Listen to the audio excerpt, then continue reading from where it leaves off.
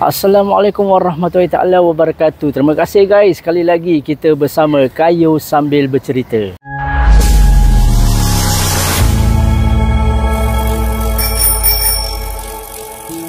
Okey, setiap episod ada kisah-kisah dia yang tersendiri, kisah-kisah yang diberikan, kongsi pengalaman seseorang kepada saya dan saya Kayu Basikal sambil bacakan kisah-kisah yang tersebut. Macam ni tengah Kayu Basikal ni sambil kerja.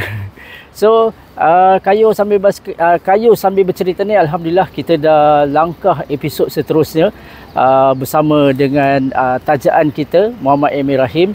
Alhamdulillah, terima kasih kepada Muhammad Emir Rahim dah buat tempahan dengan Muhammad Emir Rahim untuk insurans, investment dan juga macam-macam lah package-package yang dia sediakan. Jom kita dengar sikit pesanan dari beliau. Hello guys, just want to summarize about the recent fire in Toa Payoh. As being reported, the dry riser didn't work, which means the firefighters have to carry all the hoses up to 10-story high. The last inspection, August 2024, just once a year. But then, it wasn't enough when it really mattered. Same thing also with insurance and investment. Once you sign, confirm forget one. Last time maybe single, then after I got married, have children, have house. You may say that, yes, I already covered policy, all settled. But then, is it still enough? Whatever that protected you 3 years ago may not be enough to protect you now. Don't wait for a financial fire. Do check your protection and do your review before it's too late. Continue to follow, like and share Hustle in 40s on TikTok and IG. See you again. Bye-bye.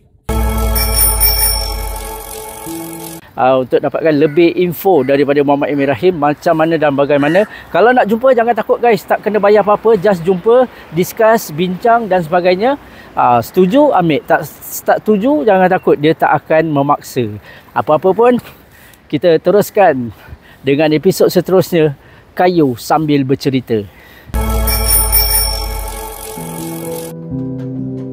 Assalamualaikum, Kayu Sambil Bercerita. Saya nak kongsi kisah yang dah lama berlaku ke atas diri saya. Waktu itu saya baru berumur 5 tahun. Saya duduk dengan mak dan ayah tiri saya. Apa yang berlaku, ayah tiri saya selalu sepak terajang pukul saya. Ada sebab, tak ada sebab, sayalah tempat dia lepaskan kemarahan.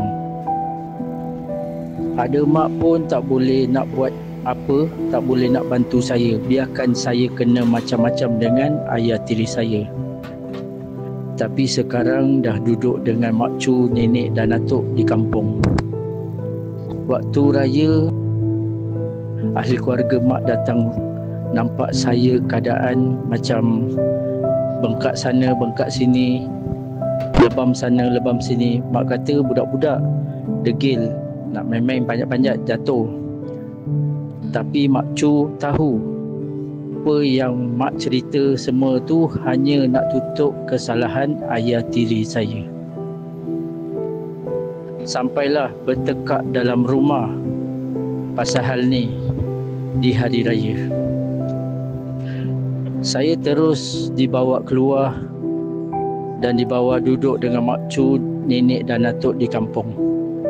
Hingga hari ini tak ada berita apa-apa dari mak dan ayah tiri. Mak pun dah pindah, tahu ke mana. Sekian, terima kasih Kayu Bercerita untuk saya kongsi kisah yang tak dapat saya lupakan. Sekian, terima kasih.